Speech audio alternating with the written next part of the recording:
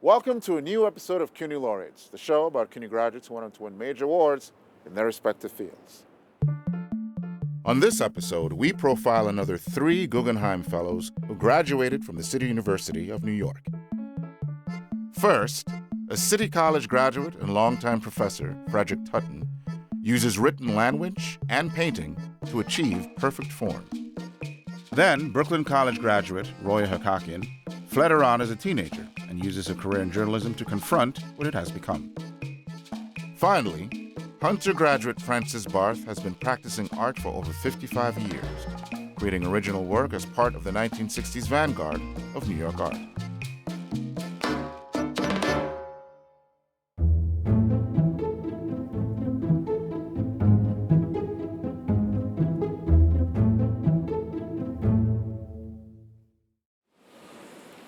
For Frederic Tuten, a graduate and professor emeritus of the City College of New York, the admissions ceremony at the Great Hall wasn't just a simple introduction to higher education, but it was a moment of initiation into the marvelous life of art. From literature to film and painting, from New York bars to Parisian cafes, Frederic's once simple life turned into one of wonder and beauty.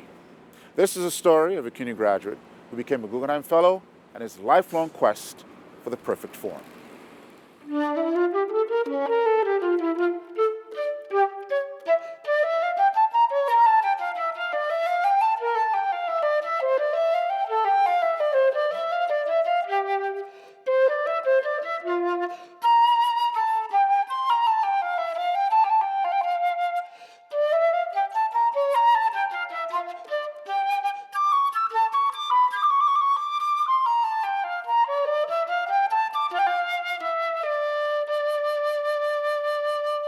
I'm a painter in the morning because of the light and a writer in the afternoon.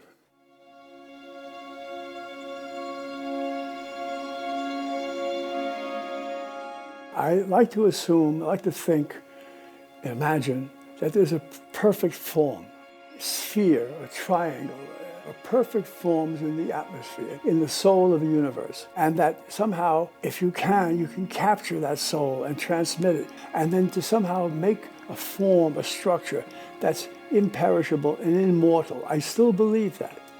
I always had this idea of making something, the word is so old-fashioned, it seems so bourgeois, but I want to make something beautiful, beautiful, whether it's in language or in images. I want something beautiful.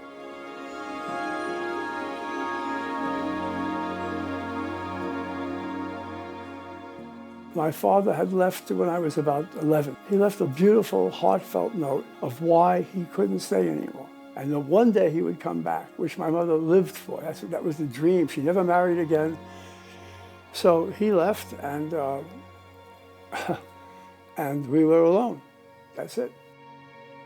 I lived in the Bronx in a very sad place, in a very, very sad place. Many people in that neighborhood had just gotten out of Germany, had escaped, almost to the person, and all the children. All they thought about, all they cared about was education, reading. I was glued to a book. I could not be taken away from a book. Even at night, I had a little flashlight and I'd be reading under the sheet. I felt ennobled by reading. I felt enchanted by reading. It was the chief mode of coming out of your time and place and being part of a larger, marvelous world, an exciting world, a beautiful world, with interesting people everywhere.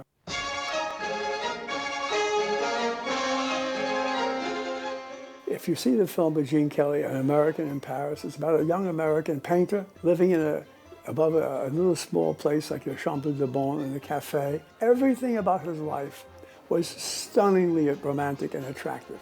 That he was free, that he could paint, that he could... And then the images of Paris themselves were so extraordinarily beautiful to me. I thought, my God, we don't have anything like that, at least not in the Bronx.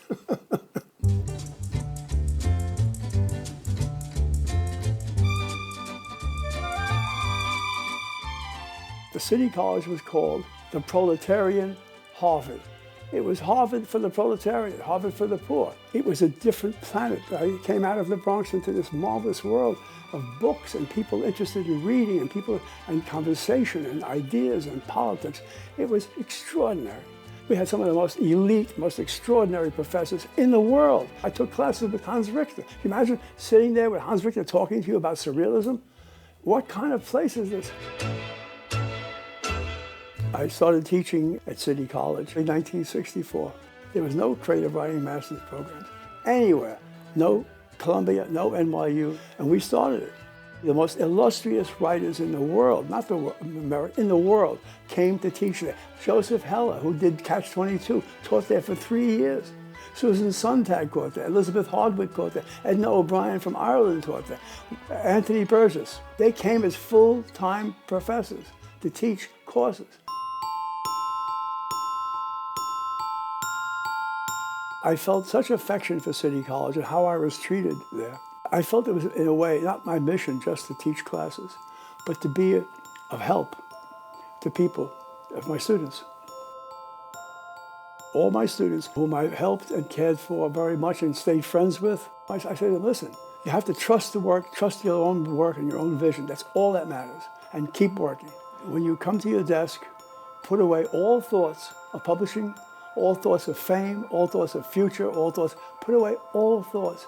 The consequences of the writing, what's going to happen to the William take? No, away. And just sit there and just relax with the work. Let the work flow from you. If people tell you you're a great writer, it doesn't mean you are. If they tell you you're a bad writer, it doesn't mean what you are. They don't know. They just don't know. I published the first novel called The Adventures of Mao on the Long March. It's a very experimental, I hate to use that word because what does that really mean? But it was not a usual conventional novel. It was turned down by every publisher in the world.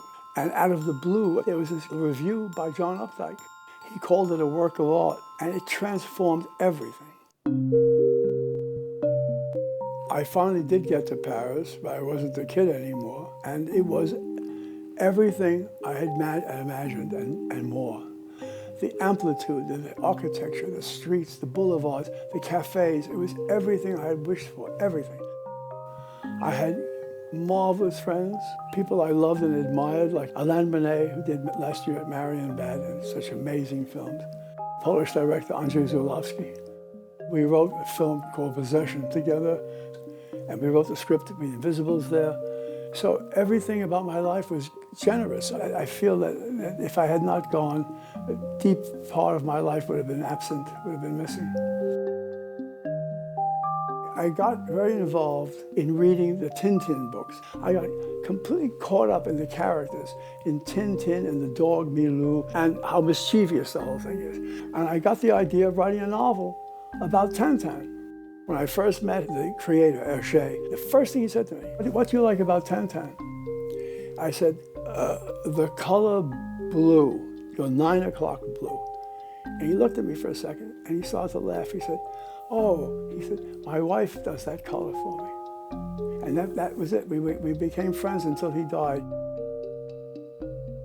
It's a very complex, I hope very beautiful book. I think it's a beautiful book. I stand by that book. If I wrote nothing else, that's the book I would say. My life went into it.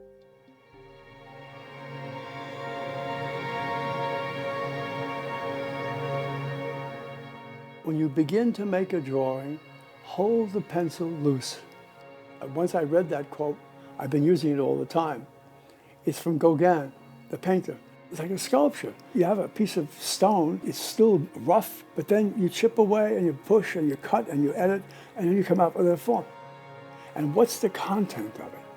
It's the fact of living. It's the mere fact of living. All the people in my life I felt about, they're living with me.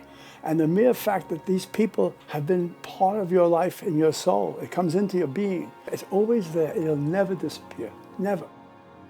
Going back to myself as a writer or a painter or talking to my students, I wanted to write a perfect sentence. I wanted to write a perfect paragraph. I still want that. It's my ambition. By perfect, I mean fluid, engaging, captivating, intelligent, witty, charming, full of life. Well, when you write a first draft, that's not going to happen. The mission is to do the work, and then don't let it stop you. Don't let it hold you back. But do the work you can do, and then when you have the structure, that's when you make the form. The idea is to do the work because it nourishes you, because also you feel there is something of value. There are people who will feel something about the work.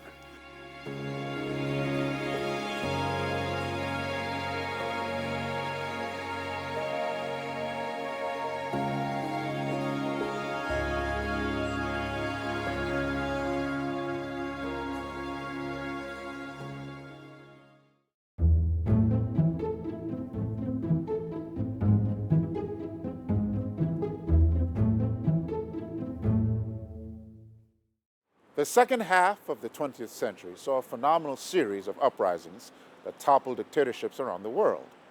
But is the enemy of an enemy always a friend? This is the story of a CUNY graduate who became a Guggenheim Fellow and the life she spent bearing witness to the broken promises of revolution.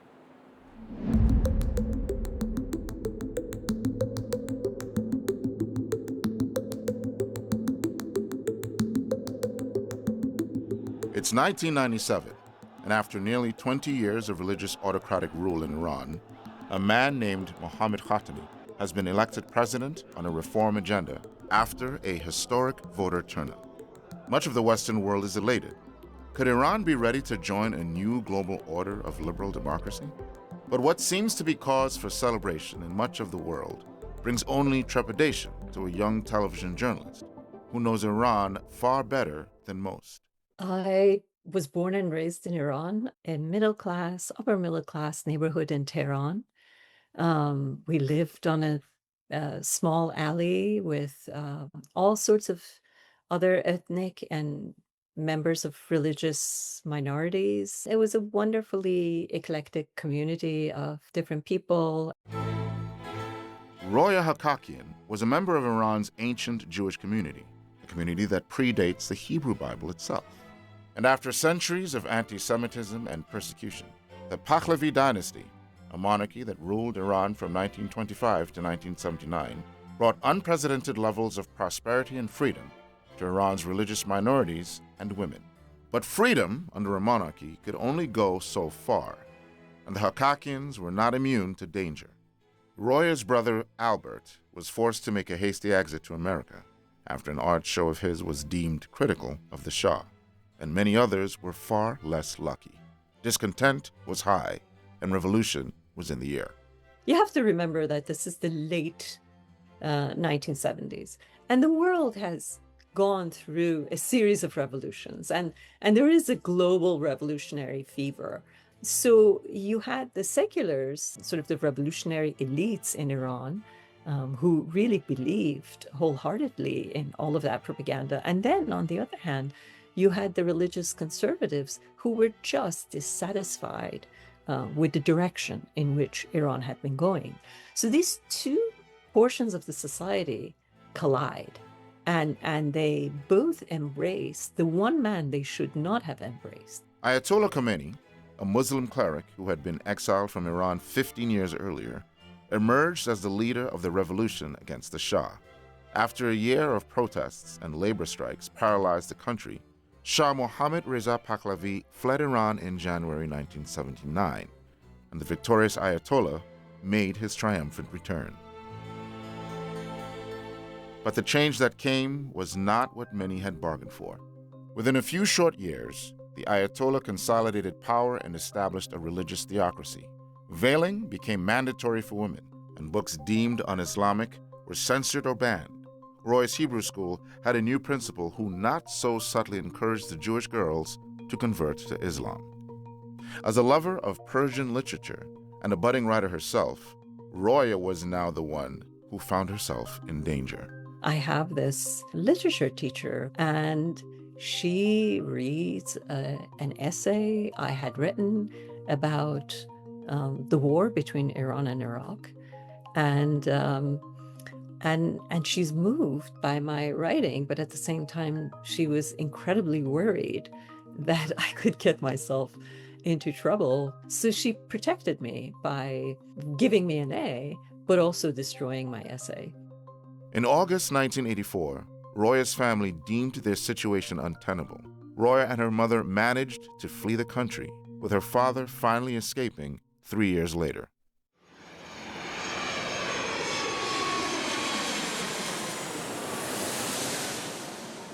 Roya arrived in New York City in 1985 and was faced with a different challenge, attending college in an entirely new country. I was in pieces. I wasn't ready in any shape or form to be a student. And the thing that was most frustrating was that I was always a very articulate kid, and suddenly I spoke no English. I ended up working my way into an English 1 class. And by the end of the term, I had learned so much English that I had been able to not only pass that course, but also get an A. It was wonderful. I mean, the thing about Brooklyn College was that I very quickly met a couple of professors who understood what I had been through or where I was in life. And they were incredibly kind. At first majoring in psychology, Roya soon pivoted back to her first love, literature, and she got some help from a memorable Brooklyn College professor. I just showed up at Allen Ginsberg's office one day and said, I want to take a course with you. I had my first book of Persian poetry that had been published, so I give him the book, and he takes the book and he peruses, and he says, groovy. And then he says, do you know how the music of Rumi's poetry work? And I said, yes. And I started reciting a poem by Rumi and tapping sort of the beats. And he started tapping along, and I was signed up. I passed my prerequisite. And it was one of the most wonderful experiences of my entire time at Brooklyn College. Roya graduated from Brooklyn College and began working on Persian language news broadcasts before taking a job at ABC News and then at 60 Minutes on CBS. It was at this time that the reform candidate Mohammad Khatami had been elected in Iran. Fueling widespread speculation in the Western media, Roya was skeptical. So I got into a series of debates with colleagues who were so optimistic about the future of Iran. And I was arguing that there is no way that reform can succeed based on sort of the constitutional and the power structure within the Iranian regime. With one particular journalist, we got into a very long series of correspondence, email correspondence, at the end of which he said, I've learned so much from talking to you about this, and I think you should write a memoir. Roya took his advice. Journey from the Land of No, A Girlhood Caught in Revolutionary Iran, was published in 2004 to widespread acclaim. There was this conviction that had set in that all Iranians were diehard, radical Muslims who had it in for Americans. But it really didn't capture the reality of Iran, the reality of all the people who had joined the revolution in order to bring about freedom and democracy and all those great things. And the revolution had been derailed. So, I thought I should set the record straight, or at least make my version of history, or history as I knew it, available. Roya was awarded the Guggenheim Fellowship in 2008 and has since written 2 more books. Today, Roya is a fellow at Yale's Davenport College and regularly writes for major publications about Iran and other subjects. As for those debates with her colleagues about Iran, Roya was proven correct. President Khatami faced immediate opposition over his reforms, and many of his allies were arrested on dubious charges. So does Roya have any hope for the future of the country she was born in? I think the one change that will inevitably come is that the current supreme leader is in his late 80s and he's ailing. His passing will be a very important moment for Iran, because there will be various political forces who will be vying to be his successors. So I think the most tangible future that one can rely on is the passing of this current leader, to see whether or not a new generation could rise to power that will be somewhat more agreeable to the demands of the people from within. For now, the Iran of her youth lives on in the memories of the diaspora and in her Persian poetry. در سر من جهانی ابدی در جریانی جاوید است. تکدانه های سپید گیسو، رشته های آخرین برف زمستانی سرزمین ذهن من است. فردا اگر دستم را بفشارید، انگشتانتان شکوفه خواهند داد.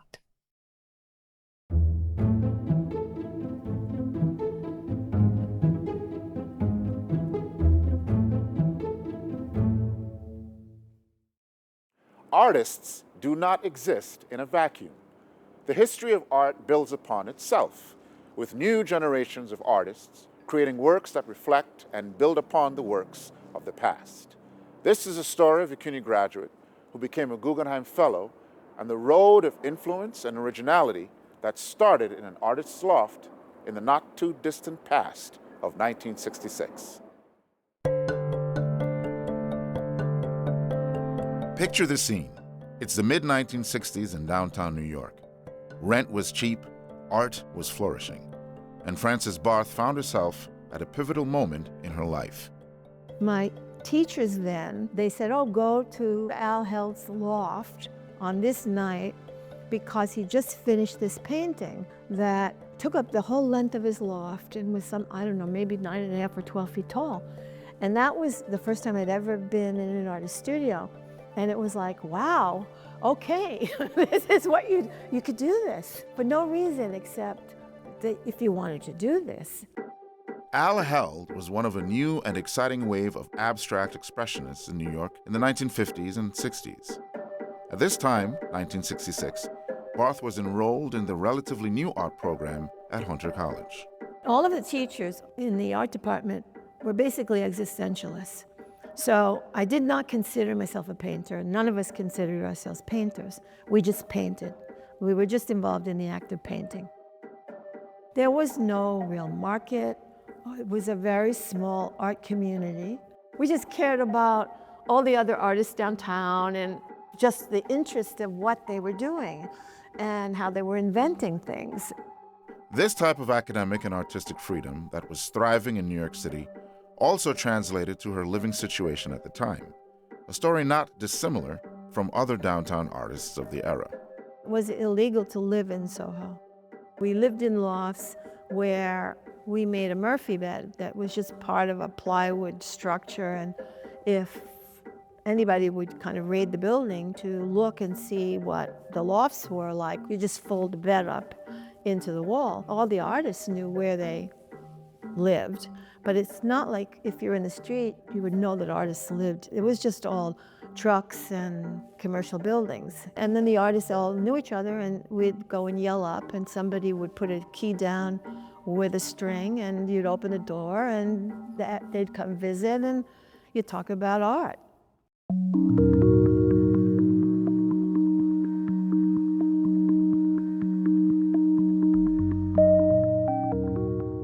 Artist Frances Barth has had a 55-plus year career as a painter, educator, dancer, and more recently, filmmaker.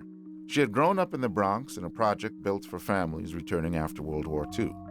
Later on, while at Hunter College, when it was still an all-women's college, she studied painting, art history, French, and modern dance. Everything was something new, and it opened up just this whole creative world for me that didn't really exist before. She was accepted into the Master of Arts program at Hunter. Around the same time, she rented her first studio on Wooster Street. Her artwork first appeared at a show at the Whitney Annual in 1972, after encouragement from Marcia Tucker, a Hunter College teacher. She put a painting of mine in this Whitney Annual that Doug Olson and Tony Smith saw. And they told this dealer to go to my studio. Things just used to happen like that. Everybody knew everybody. During this fertile time, Barth worked for architects in the Hunter College print lab for etching and lithography, and also worked for Claus Oldenburg for 2 years, helping assemble his Mouse Museum and drawing and preparing some of his lithographs.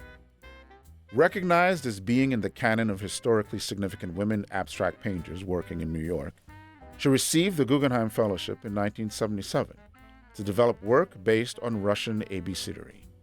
In parallel to her life as an artist, Barth began teaching, first at Kingsborough Community College, then Lehman College, Bennington College, and Princeton University.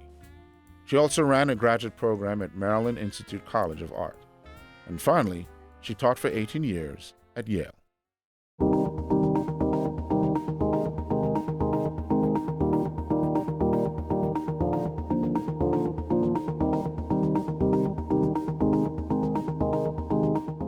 From when I was out of graduate school, I decided that the white canvas was a drawing.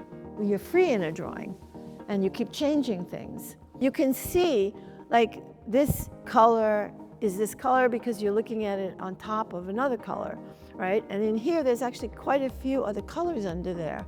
It's always been such a personal adventure for me in my studio. It didn't have anything to do with what was going on in life. People have always thought, oh, she's such a happy person, these paintings are so happy. But they're not. I mean, they are, but they're my escape. They're not my grief or what I've been through. Early on, there was one artist who told me that he was afraid that I was too hermetic. But that always seemed like a good thing to me, that it was my secret garden. Barth has taken inspiration and new directions in painting from outside influences. As I went on over these last 55 years, I would always have to kind of pursue things to keep the paintings fresh. What was the well that I could draw from? At some point, my geology came into play. And at another point in the 80s, I was reading all of Mishima's books, and I started putting more dimension into the paintings. I had gone in, I think it was 1970 maybe, to a very early Matisse retrospective at the Grand Palais in Paris. The guy who had directed that talked about the Impressionist painters having to jump off a cliff for every painting as if they didn't know how to swim. I just bought into that. She has thought about size and perspective in her work for a long time, considering things like slow painting time and geometric spaces. I got a chance to save up my money and go to England to see the big 3-wall painting, the Processional of Caesar. And it moves from the right to the left. How do you keep the viewer, me, the viewer, looking at this?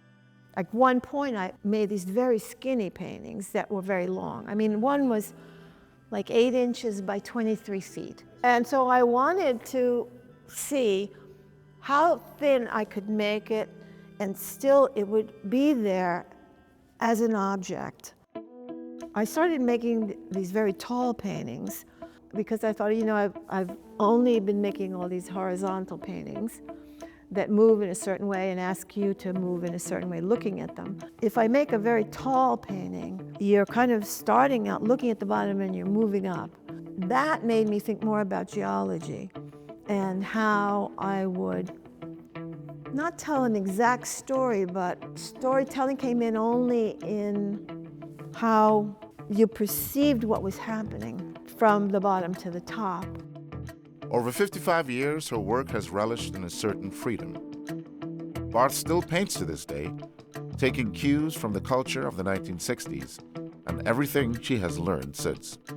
It was an avocation. It was like you were becoming a nun or something. This is something that you had to do. It wasn't something that you didn't have to do. I mean, I find this a positive act. You just did it your whole life.